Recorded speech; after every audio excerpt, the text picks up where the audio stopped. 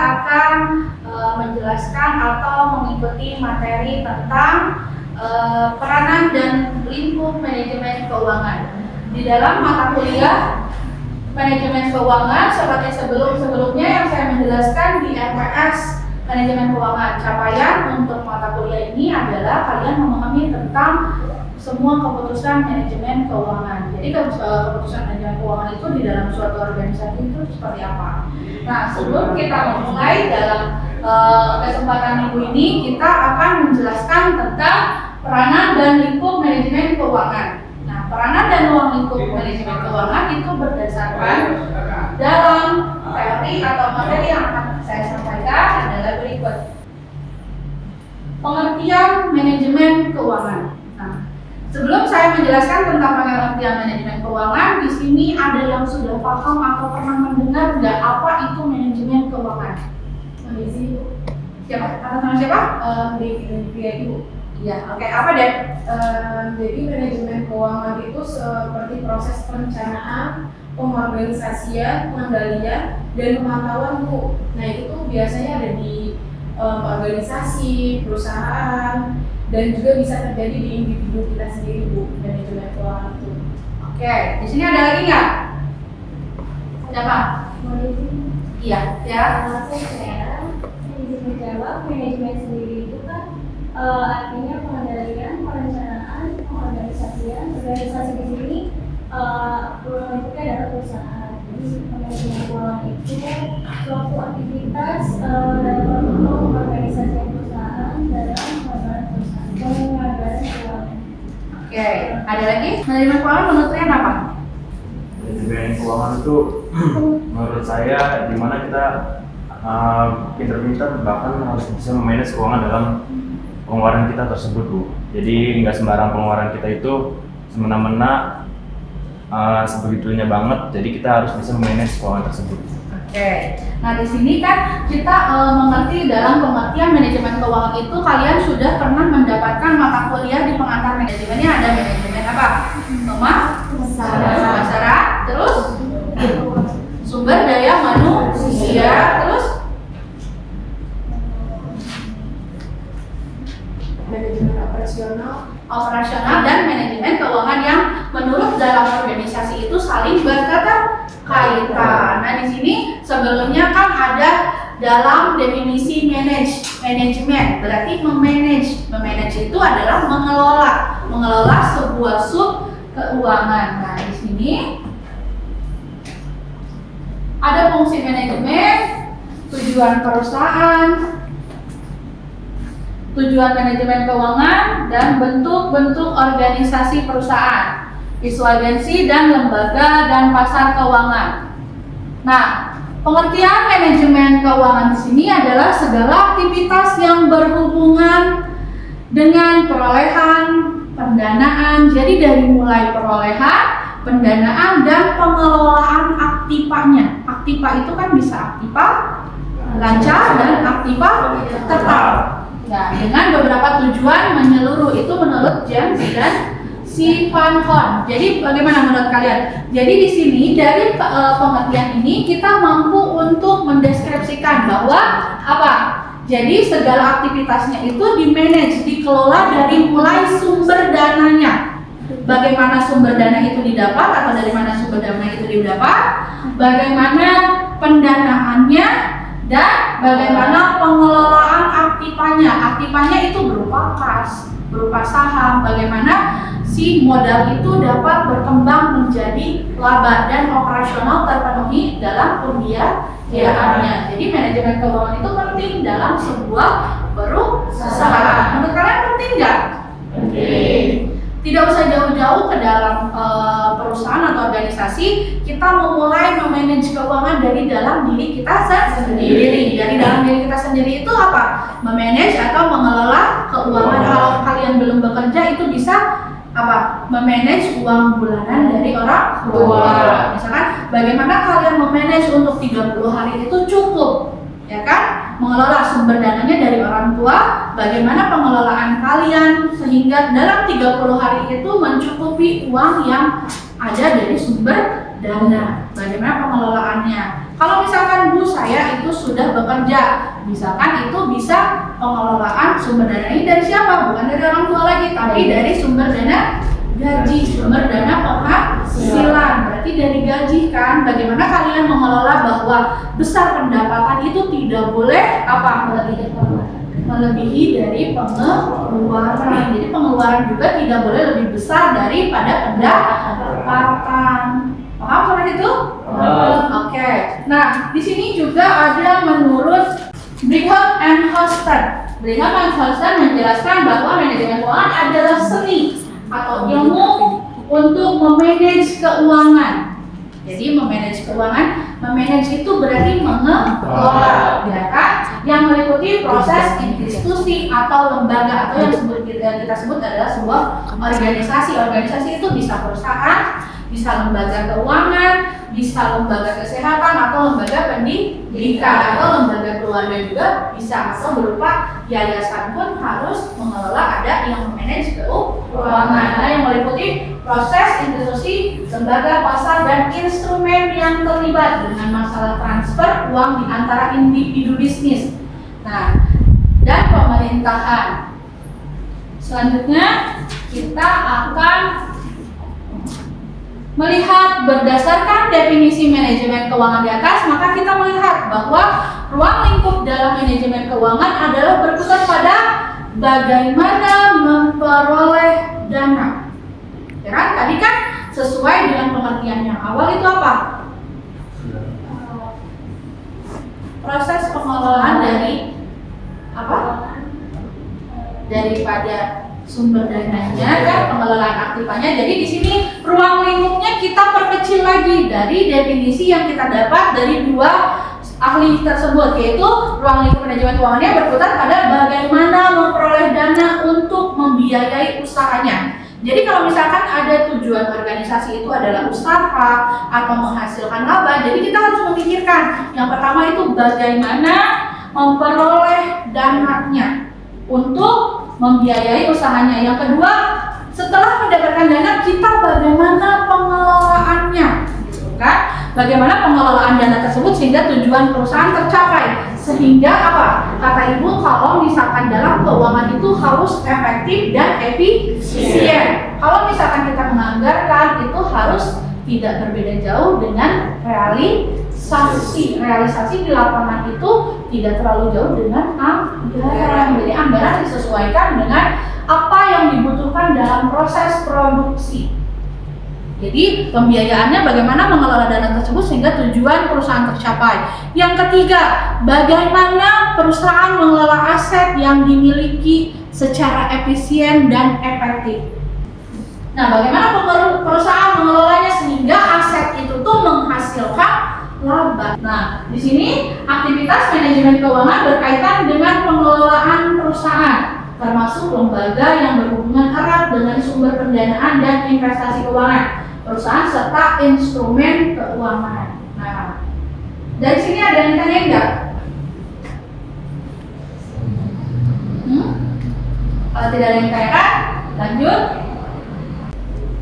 Nah, di sini ada fungsi manajemen keuangan. Yang pertama itu keputusan investasi, keputusan pendanaan, keputusan manajemen aset dan aktiva, dan keputusan dividen. Jadi fungsi manajemen itu adalah ada 4 fungsinya. Yang pertama itu adalah keputusan investasi.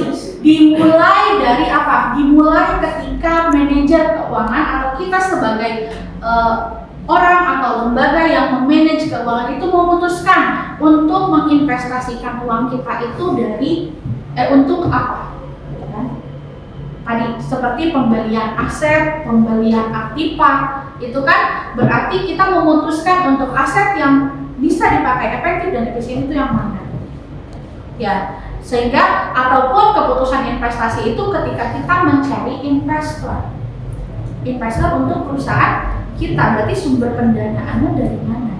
Nah, itu berkaitan dengan keputusan pendanaan. Keputusan pendanaan sebelumnya kan Ibu sudah menjelaskan bahwa keputusan pendanaan itu dimulai dari kita memutuskan untuk asal dana itu dari mana. Asal dana itu bisa dari mana? Investasi atau dari investor atau dari sumber pinjaman dari hutang. Kalau misalkan kita sudah berusaha untuk mencari investor atau dari modal sendiri itu tidak mencukupi, berarti apakah kita harus memutuskan untuk mencari sumber dananya itu dari hutang alias dari kredit? Mungkin kalau memungkinkan itu bisa, asal pengelolaan hutangnya itu kita asetnya mampu untuk membayar apa? Untuk membayar jumlah hutang jangka pendek. Untuk keputusan investasi itu tadi kan ada fungsi manajemen keuangan itu yang pertama keputusan investasi, keputusan pendanaan, keputusan manajemen aset atau aktiva, atau yang terakhirnya itu adalah keputusan atau kebijakan dividen. Nah, sekarang keputusan investasi seperti yang Ibu tadi jelaskan bahwa bagaimana manajer keuangan harus mengalokasikan dana ke dalam bentuk investasi yang akan mendatangkan keuntungan di masa yang akan datang. Jadi keputusannya tepat bagaimana bahwa si pembelian itu dapat menguntungkan. Misalkan kita mengupgrade mesin, kalau dalam mesin produksi itu kan bisa meningkatkan laba ya. Kalau misalkan dari awalnya mesinnya hanya mampu memproduksi 10.000 misalkan, tapi kalau diganti dengan aset atau aktiva atau mesin yang terbaru itu bisa 1 juta produk dalam 1 bulan. Itu dapat mempengaruhi dalam keuntungan di masa yang akan datang. Nah, berhubungan dengan jumlah aktiva yang dimiliki, kemudian penempatan komposisi masing-masing aktiva. Misalkan beberapa alokasi kas, aktiva tetap atau aktiva lainnya. Nah, keputusan pendanaan juga berkaitan dengan jumlah dana. Jadi bagaimana kita mengalokasikan bahwa jumlah dana yang disediakan perusahaan baik yang bersifat hutang atau modal. Seperti yang tadi saya jelaskan bahwa sumber pendanaan itu bisa dari modal sendiri, investor ataupun dari kredit, atau kita dari pengelolaannya atau sumber pendanaan dari hutang. Nah, di sini biasanya berhubungan dengan sebelah kanan laporan keuangan neraca. Sebelah kanan ini apa? Liabilitas atau kewajiban. Kewajiban itu di bawahnya ada kewajiban, ada pendapatan dan modal. Ekuitas dan modal. Oke, sebelah kanan laporan keuangan neraca.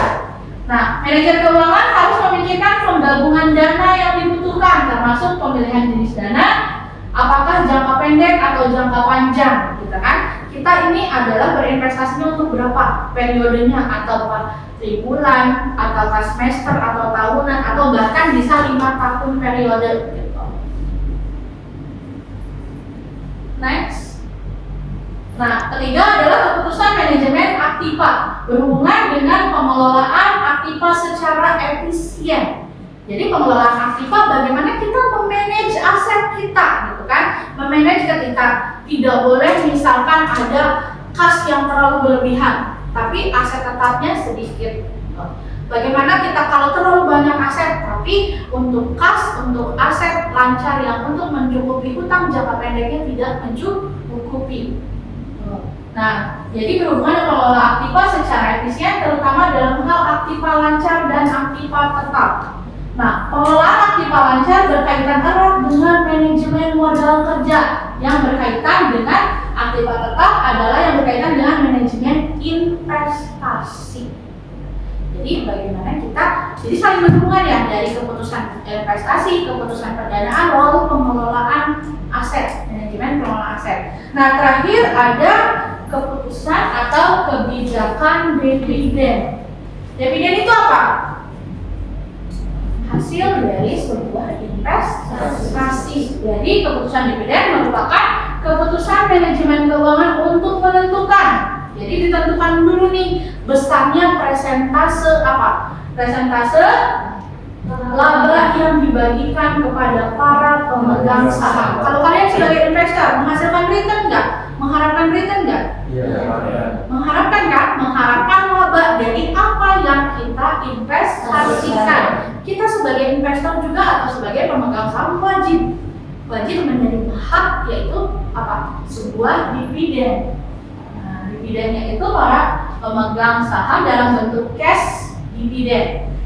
Yang kedua adalah stabilitas dividen yang dibagikan, dividen saham atau stock dividen, pemecahan saham atau stock split, serta penarikan kembali saham beredar yang semuanya ditujukan untuk meningkatkan kemakmuran para pemegang saham. Ketika sebuah perusahaan mengadakan RUPS, rapat untuk pemegang saham, dalam akhir tahun itu diputuskan segala apa yang akan direncanakan di tahun mendatang.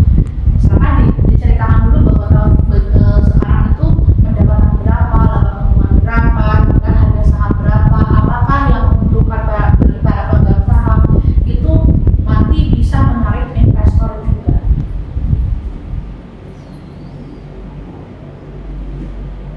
Nah, tujuan perusahaan adalah mencapai atau memperoleh laba maksimal untuk kemakmuran pemilik perusahaan, menjaga kelangsungan hidup perusahaan atau going concern. Nah, ketiga adalah mencapai kesejahteraan masyarakat sebagai tanggung jawab sosial perusahaan. Kalau mencapai kesejahteraan masyarakat, berarti kita sering mendengar tentang CSR. CSR, mendengar apa? CSR,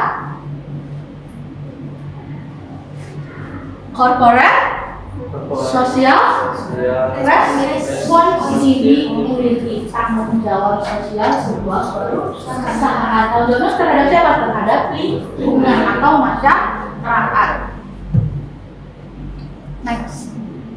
Nah, ini tujuannya juga adalah memaksimalkan profit, minimalkan biaya, guna mendapatkan suatu pengambilan keputusan, merencanakan dalam memperoleh dan menggunakan dana guna memaksimalkan nilai perusahaan. Jadi misalkan dalam memaksimalkan profit itu kita meminimalkan biaya pengeluaran. Jadi yang diputuskan itu atau di biaya itu adalah yang terpakai saja, seefektif dan seefisien mungkin. Dicarilah misalkan bahan baku yang harga kompetitor dengan kualitas yang sama. Kita harus mampu mencari apa? Mencari harga yang paling rasional untuk sebuah kualitas yang sama.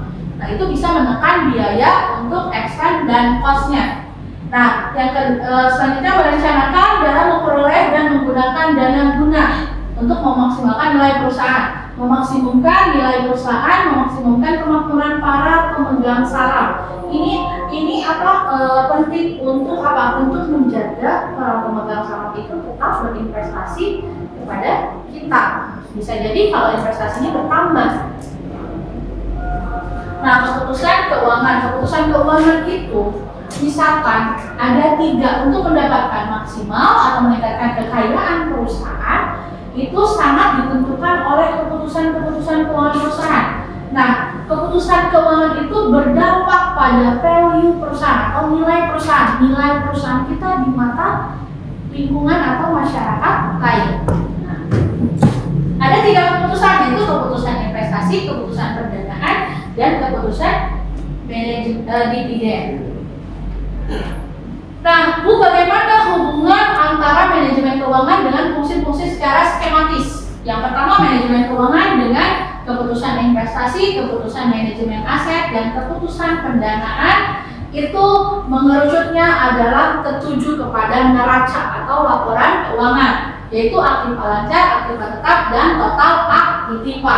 Keputusan pendanaan itu mengerucut ke sebelah kanan neraca, yaitu tentang utang, modal sendiri, dan total pasifa.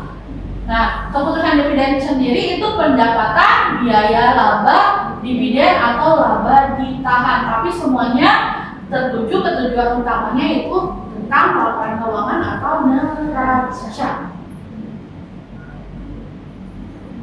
Nah, bentuk-bentuk organisasi perusahaan dalam manajemen keuangan, yang pertama perusahaan perorangan. Perusahaan perorangan adalah perusahaan yang paling sederhana.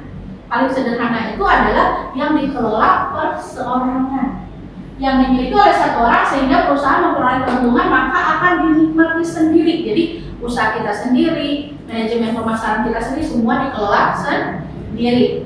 Nah, tapi jika menderita kerugian juga ditanggung oleh sendiri. Ini yang dinamakan perusahaan perseorangan. Ada juga persekutuan atau partnership. Nah, dimiliki oleh 2 orang atau lebih, dibentuk atas dasar kepercayaan. Dan masing-masing anggota sekutu memiliki tanggung jawab yang tidak terbatas atau unlimited liability kepada kreditur.